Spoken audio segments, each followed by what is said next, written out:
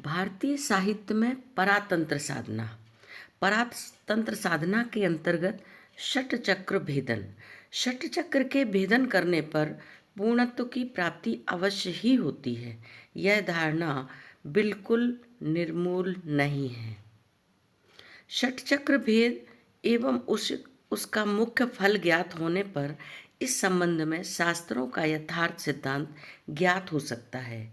यहाँ पर षट चक्र के भेद के प्रयोजन और उसकी प्रणाली के संबंध में निगूढ़ तत्व क्या है विचारणीय है।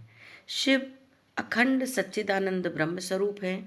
उनकी इच्छा शक्ति, ज्ञान शक्ति, क्रिया शक्ति अभिन्न रूप से परम चैतन्य नाम से अभिहित होती है। वे नित्य लीलामय हैं। उनका पंचकृत्य सृष्टि, स्थिति, संहार, निग्रह एवं अनुग्रह प्रसिद्ध है।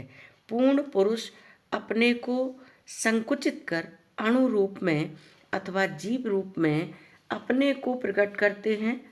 अंश रूप चिदणु को मायिक देह से आवृत्त कर प्रकट करते हैं। ये चिदणु सृष्टि, स्थिति, संहार के आवृत्त में रहते हैं। जब तक अपना आत्मस्वरूप अपरोक्ष रूप से ज्ञात न हो तब तक इस काल के आवृत्ति से सांसारिक मायिक व्यापार के चक्कर से स्थायी रूप से निस्तार पाने का उपाय नहीं है। अणुरूपी जीव का मल परिपक्व होने पर पंच कृत्य परमेश्वर का अनुग्रह प्राप्त होता है। वह जीव भाव त्याग कर शिवत्व की प्राप्ति करता है। इस प्रकार परमेश्वर के निग्रह से जीव का संसार शुरू होता है और परमेश्वर के अनुग्रह से संसार से सदा के लिए निवृत्त हो जाता है। क्रम विकास के अनंतर मनुष्य देह प्राप्त होता है। भोग शरीर ग्रहण करना पड़ता है।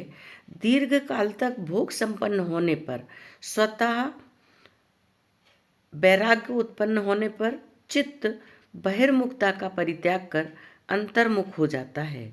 तत्पश्चात गुरु शक्ति जीव पर संचारित होती है, चाहे आचार्य देह रूप आधार के अवलंबन पूर्वक अनुग्रह द्वारा ही हो अथवा निराधार अनुग्रह द्वारा। यही भगवत शक्ति का अनुग्रह व्यापार रहस्य है। मनुष्य देह में गुरु शक्ति की क्रिया के प्रभाव से अणुरूपी जीव की शिवमय शक्ति सुप्तावस्था से जागृत अवस्था में आती है एवं जीव के जीव भाव को क्रमशः शिव भाव में परिणत करती है। जीव भाव की निवृत्ति होकर शिव भाव का उदय ही षट चक्र भेदन का रहस्य है। शिव की शक्ति चिद्रूपा होने पर भी जीव देह में वह मूलाधार कुंड में अचिद रूप में सोई हुई है। जीव को अपने शिव स्वरूप का अनुभव नहीं करने देती। स्वरूप का आवरण तथा असत्य परकीय रूप का ग्रहण इसके कार्य है। शक्ति के जागृत होने पर क्रम से मनुष्य का चित्त वृत्ति स्थिरा निरालंबन अवस्था प्राप्त होता है। इसी को अचित शक्ति से चित शक्ति का पुनरुत्थान जानना चाहिए।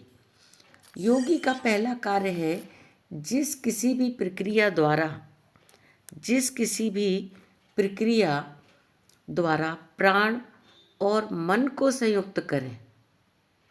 इस अवस्था में चित्त शक्ति, मन, प्राण तीनों वस्तुएं पृथक न रहकर एक शक्ति के रूप में परिणत होती हैं। इसके प्रभाव से षट चक्रों की 50 मात्राएं नाद रूप में परिणत होकर क्रमशः एक बिंदु में स्थित होती हैं। यही बिंदु भ्रू मध्य में स्थित तृतीय नेत्र रूप बिंदु है। इसका स्थान आज्ञा चक्र के ऊपर है। इस नेत्र के उन्मीलन को आज्ञा चक्र का उन्मीलन कहा जाता है। यह मूल में गुरु शक्ति द्वारा ही संपन्न होता है एवं साधक के प्राण, मन एवं कुंडलिनी इसके सहयोगी है। तृतीय नेत्र के उन्मीलित होने आज्ञा चक्र के खुल जाने पर जीव शिव रूप धारण करता है। इस प्रकाश का उदय शिवत्व की प्राप्ति होती है। इस अवस्था में कर्मों का शेष होता है, अहंकार की निवृत्ति होती है, देहात्म भाव हट जाता है, अप्राकृत स्वरूप में स्थिति होती है। इस अवस्था से पार होने पर ही यथार्थ उपासना का कार्य हो सकता है, क्योंकि शास्त्रों में कहा गया है, ना शिवस्य शिवोपास्ति घटते कल्प कोटि भी। यदि शिव की उपासना करनी है तो पहले शिव होना चाहिए। ओम शिव।